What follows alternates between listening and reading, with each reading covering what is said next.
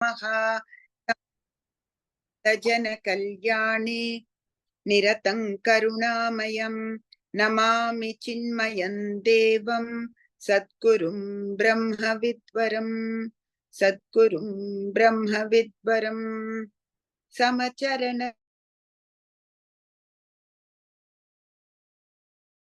Jagana Nihita Panim Mandanam Mandananam Taruna Tulasi Mala Kandharang Kanjanetram Sadaya Dhavalahasam Vitthalam Chintayami Vitthala Chintayami.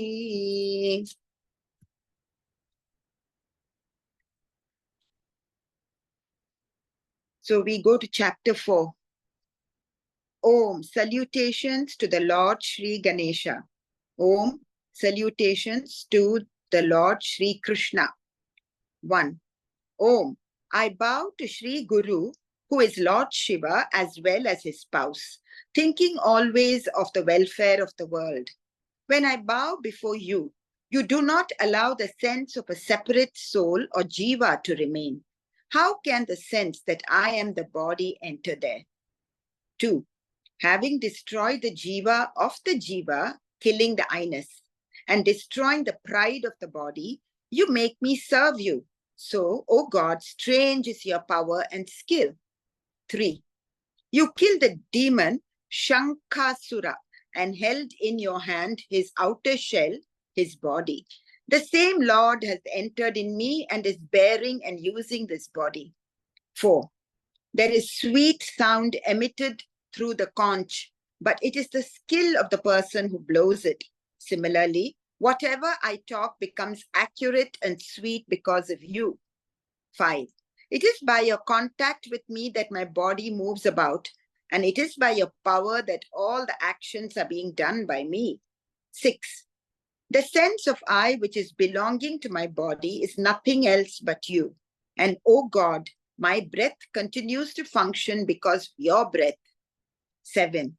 It is by your power of knowledge and vision that my eyes are seeing many things, and whatever my ears hear is by your attention only.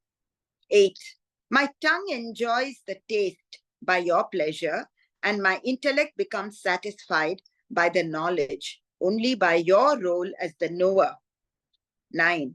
My mind is very stable and fickle. My mind is very subtle and fickle, which is your own power, and the discrimination receives sharpness from you only. 10. Whatever speech is uttered, it is full of your words, and the understanding which is possible in my mind by the teaching is only by your graceful blessing. 11. It is by your joy that my waking consciousness is alert, and it is by your power that the dream observes the dream projections. The deep sleep enjoys the bliss by the completeness of your power of joy. 12. It is your power to receive pleasure through the objects, which is apparently being enjoyed by me. You take me with you as a companion and make me walk through this life and this world with the sense of I given by you. 13. You have made me a puppet and you're pulling the strings. And by manipulating the desired string, you make me commit many strange actions. 14. O the controller of the world, Janardana. O the spirit incarnate. O the compassionate life principle of the universe. By your own kindness and power, I bow to your feet. 15. Thus, you are the director, the driving force within me, and it is you who are writing this book through me. And therefore, it is stupidity to consider myself as the poet and author of this book. 16. This Eka, one, is one with Janardana. Or has Janardana become one with Eknath? So you are alone adopting various names, happily moving about in your own glory. 17. For example, one may say either that the ornament is made of gold or that there is only gold in the ornaments. Similarly, one may say that you are Eka or you are Janardana. It is the same thing. 18. Listening to this, the Sadguru was pleased and happily said, "It is not necessary for you to play with many imaginations while commenting on this book." 19. As soon as a flame touches camphor, the form of camphor ends. Similarly, when the Sadguru meets the really deserving disciple, suddenly the differences between them are gone. 20. That teaching by which the sense of duality ends is fully described in the Bhagavata, and the sage Narada has told it to Vasudeva, the father of Krishna, by way of a dialogue which took place in the past. 21. This dialogue, when heard, creates spiritual awareness in the mind, and the listeners have the experience of self-bliss when they hear it with attention. 22. At this, the saintly audience exclaimed, "Oh, what a wonder! You have easily attained the Brahma, the consciousness in the praise of the Sadguru." 23. Is it a request of the teacher or a mind attracted to your loving words, but the saints are completely absorbed in joy? 24. You have opened the mine of spiritual life by sweet Marathi words. These are not words, but pari stones. As soon as our ears hear them, the jiva is transformed wonderfully. 25. It is true that there is such a sweetness of deep enjoyment in the Bhagavata. Now, please continue your orderly commentary on the story. 26. I have listened to these words of the saints, and putting my head on their feet, I proceed to speak. You may kindly listen with attention. 27. In the last verses of the 3rd chapter, it is said that using any image of our liking, we may do worship of God. On that, the king thought of asking a question. 28. He asked, "There is only one God in the 3 worlds, but how many images of his avatars are there? How were they born? What were their adventures? And how the variations arose?" राजोवाच यानि यानि ह कर्माणि यैर्यै स्वच्छन्दजन्मभिः चक्रे करोति कर्ता वा हरिस्तानि ब्रुवन्तु नः. Meaning of the verse, the king said, "Pray narrate to us those various deeds which Sri Hari performed in this world during his different incarnations, assumed according to his free will, and tell us those deeds also which he is performing now or will perform in the future." 29. The sages were having vast knowledge, and over and above, their style of presentation was superbly interesting. Therefore, the mind of the king was very much absorbed, and he began to ask further questions. 30. He asked, "The self-willed Hari, who is the god of the gods, takes birth. How does this happen? What action does he do by his own will? Please tell us about his greatness." 31. Perhaps you may ask, when God has no birth, how do you ask about his birth and actions?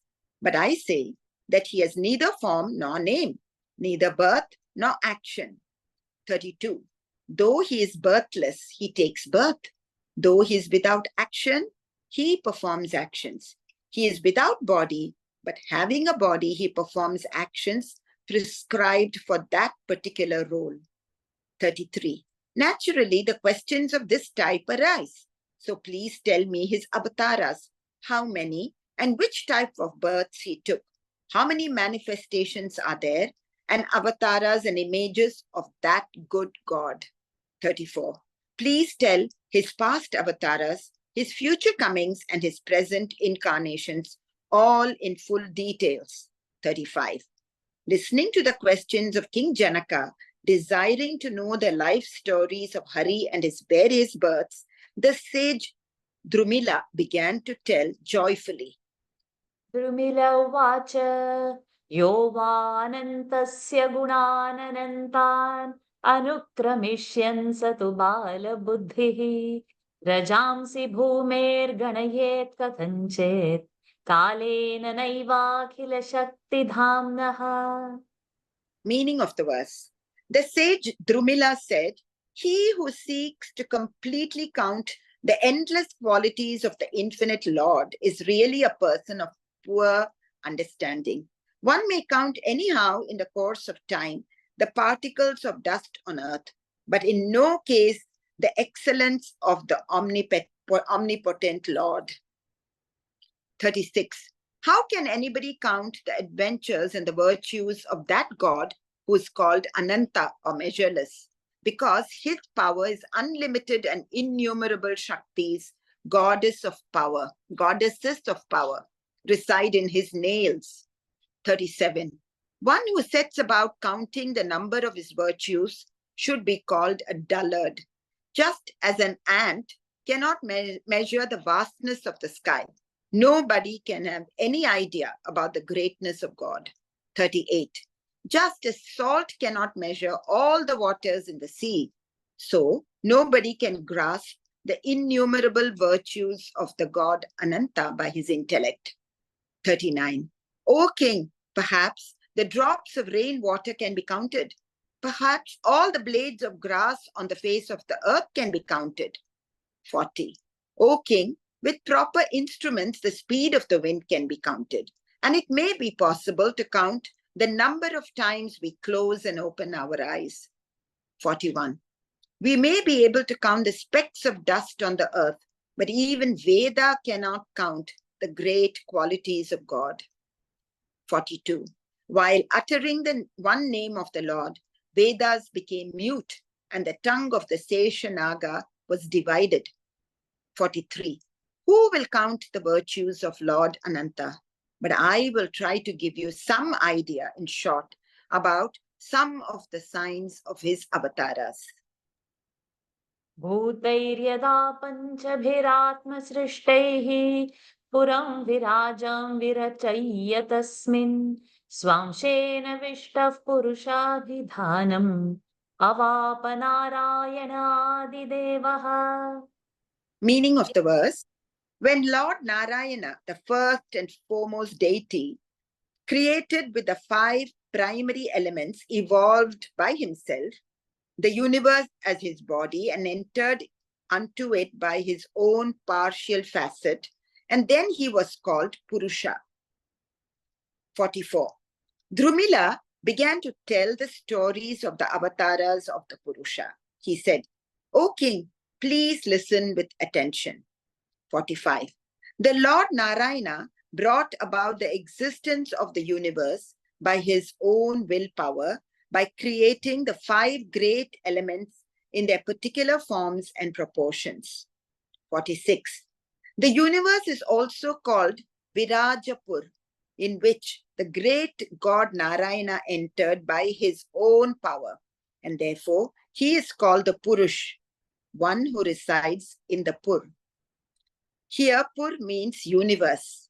This is the first avatara of Narayana, also called as Virata Purusha. 47. And the Prakriti created the various beings. This is called Purusha. 48. He is a non-doer, but acts with his yogic power, and by his spiritual force enlivens the world, and by him only the world is perceived as world. His virtues and qualities are described now below in 2 verses. यत्कायहेश भुवनत्रयसन्निवेशः यस्येन्द्रियैस्तनुभृतामुभयेन्द्रियाणि ज्ञानं स्वतः श्वसनतो बलमोजयीह सत्त्वादिभिः स्थितिलयोद्भवादिकर्ता. Meaning of the verse: the 3 worlds constitute his body. Through his organs come into being the 2-fold organs of action and knowledge of all the creatures, and he is by himself the consciousness. His breath is the source of the world. Through sattva and other qualities like rajas and tamas, he is the first author responsible for the creation, subsistence, and destruction of the universe. 49. Whatever is known as the 3 worlds is the body of this Purusha. By his power, The animals and other beings stay and live in their bodies in proper order. 50. It is by the power of this primordial male with his organs that the importance and the function of the organs of all the embodied beings, right from the Brahma to the smallest insect, are possible. All the organs of all the beings function in their respective fields by the power of the organs of this great Lord.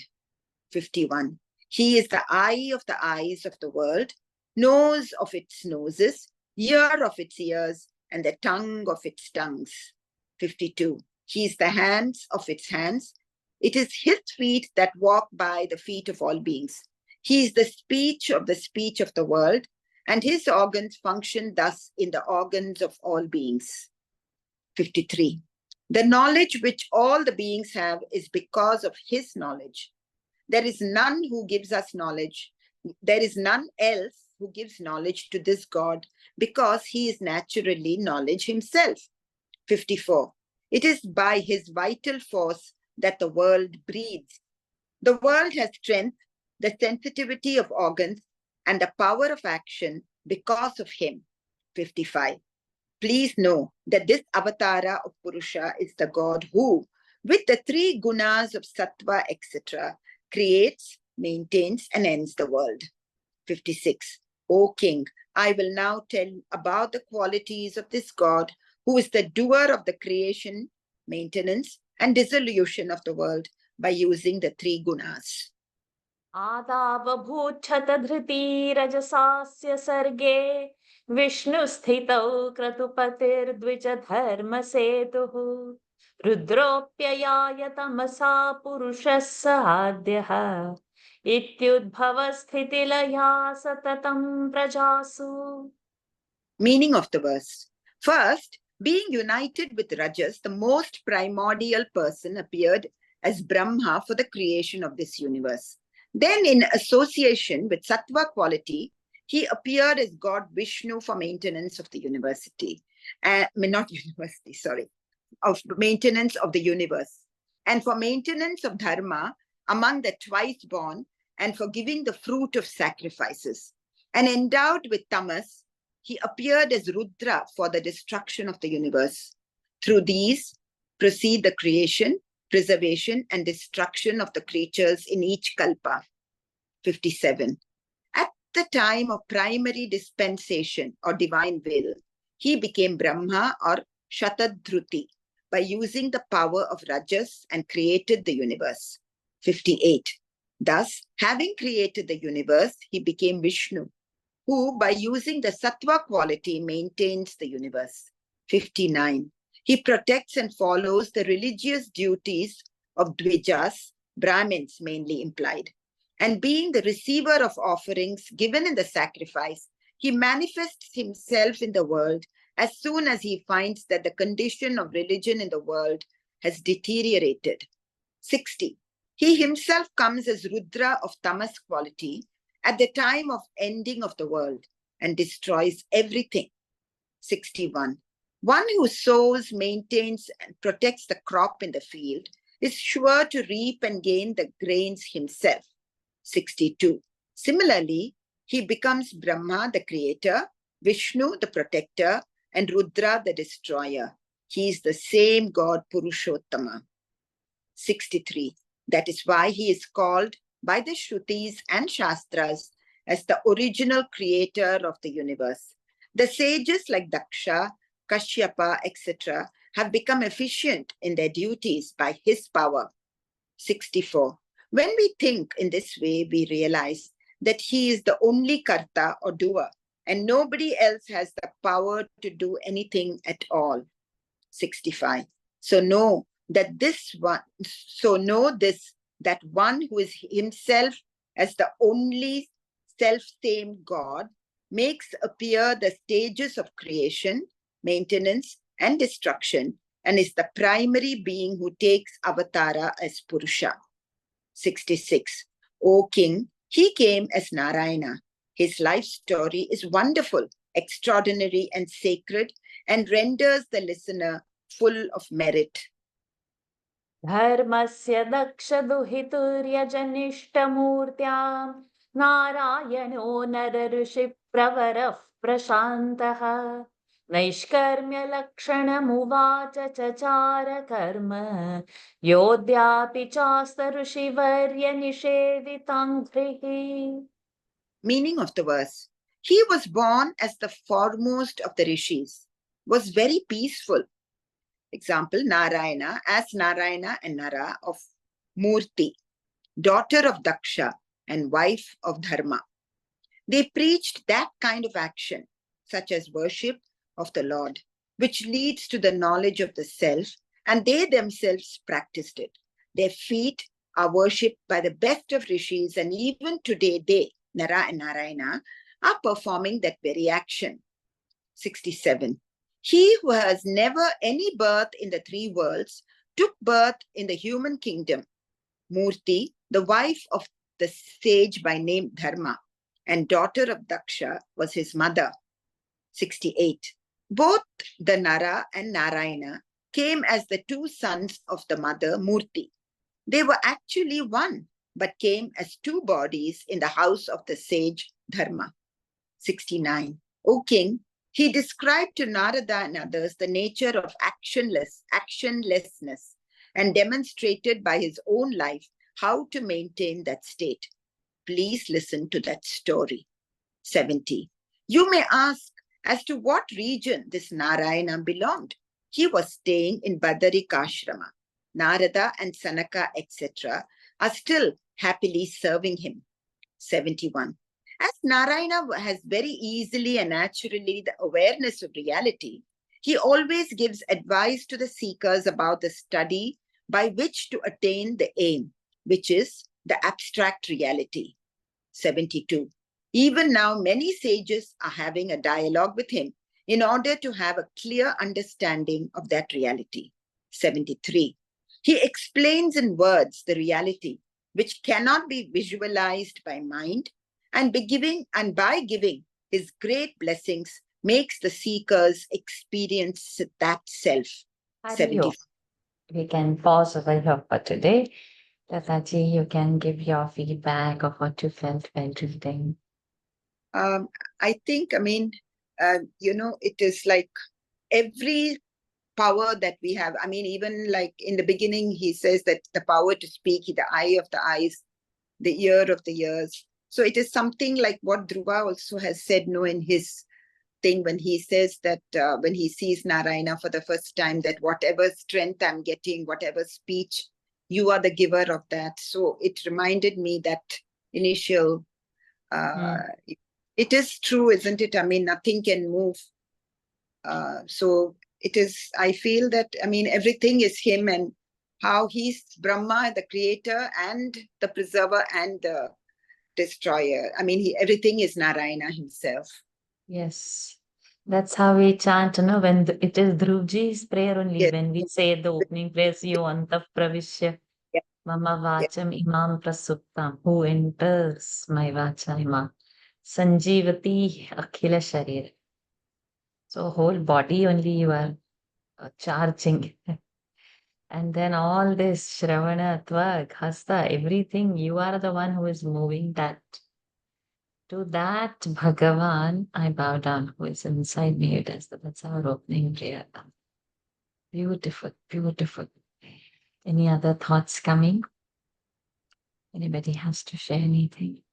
Yeah, that avatar part, the Virata Purusha, from the 5 elements, how the avatar actually takes shape, like how it enters the Virajapur and becomes the Virata Purusha. And then, how it enlivens the body, the organs, the consciousness, the breath, and then the gunas.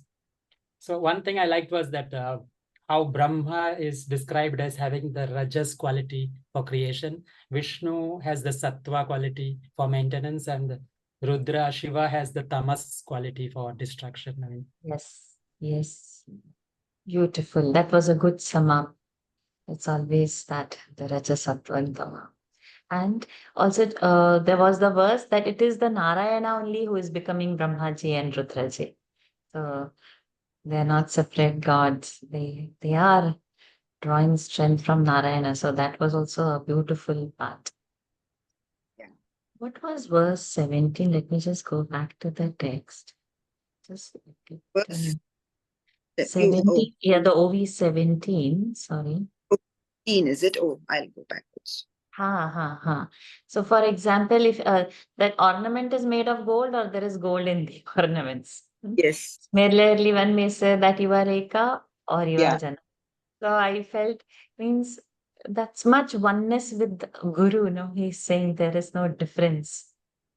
So he's writing the whole thing in what level? So that caught my attention. And that 19 also.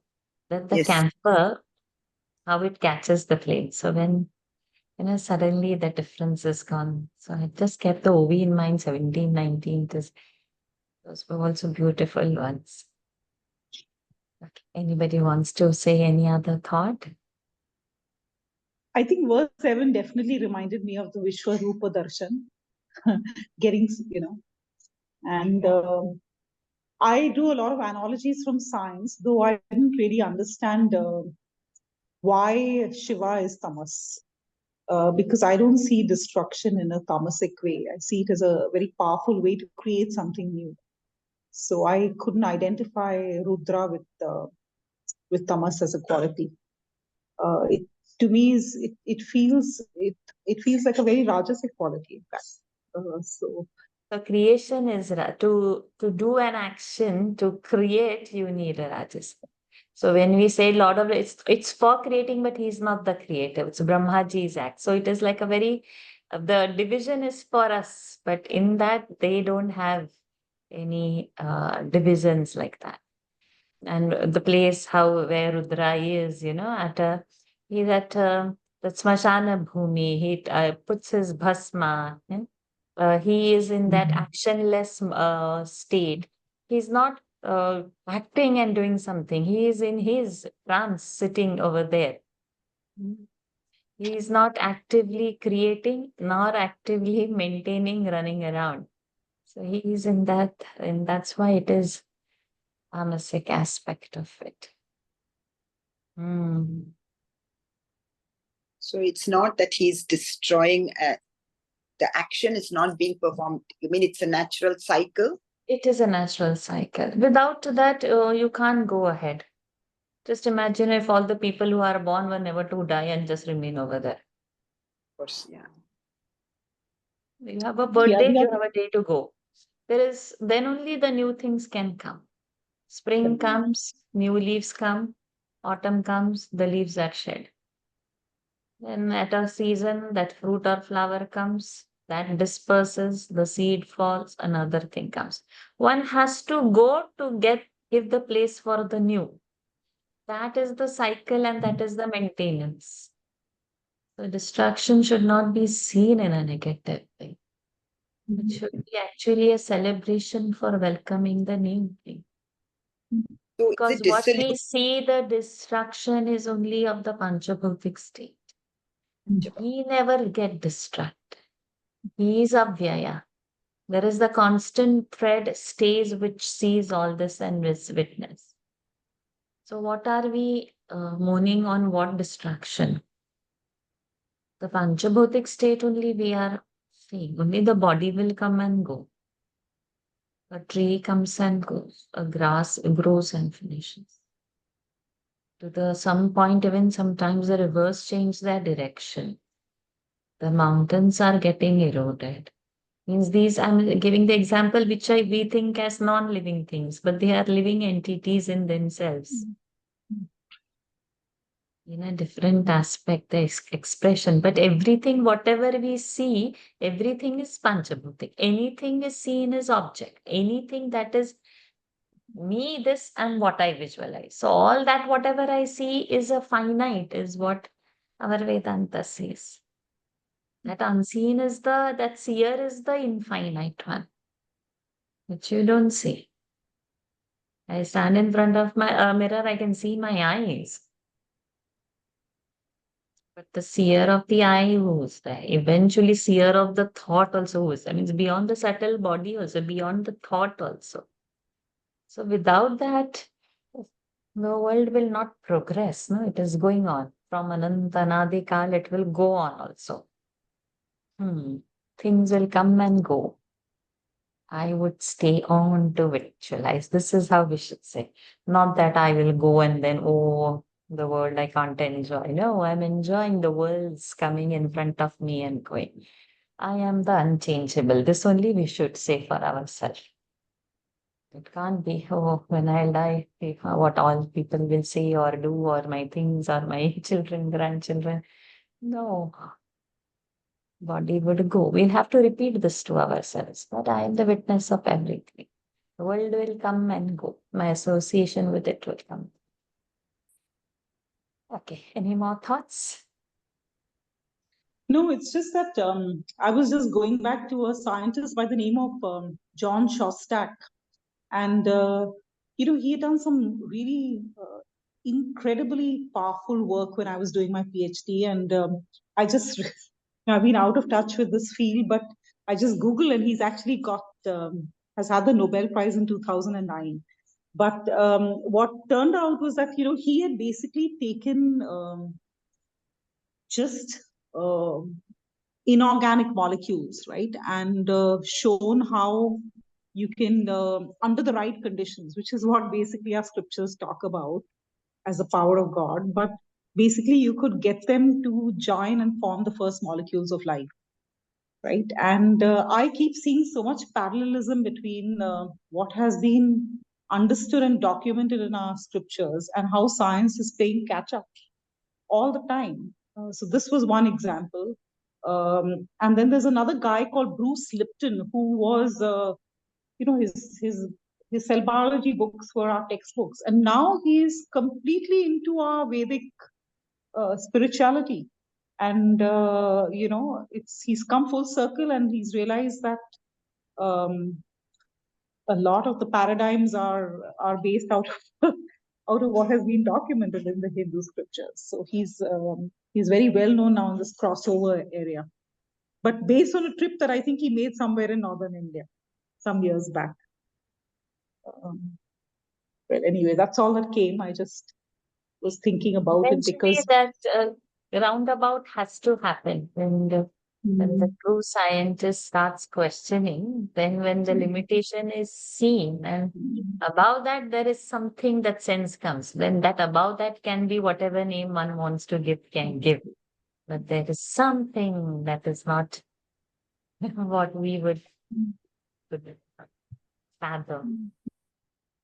I mean, science talks about singularity and the God particle, and also they are trying to play, they are reaching the same understanding actually. Yeah, So I it think has that to come. Einstein and physics is one thing, but I think for me as a biologist, it, where one could have dichotomy between the origin of life as talked about in evolutionary science versus how I see the scriptures. I find a lot of depth to the ultimate, right? So that joins the two.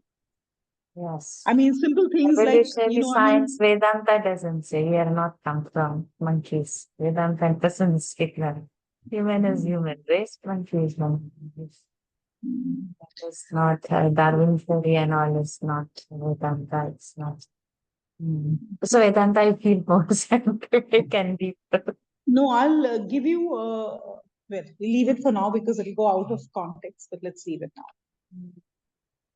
Okay, so any more thoughts? Can we say destruction of ego is done by Shiva? Or you are not audible. Ego of destruction is done by Shiva. After that, we didn't hear you.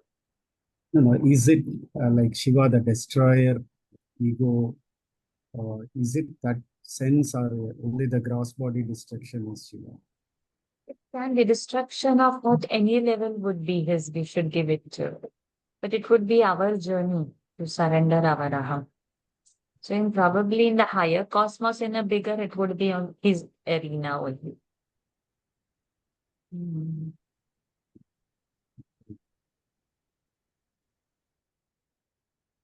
Over to you, Lataji, with the closing place.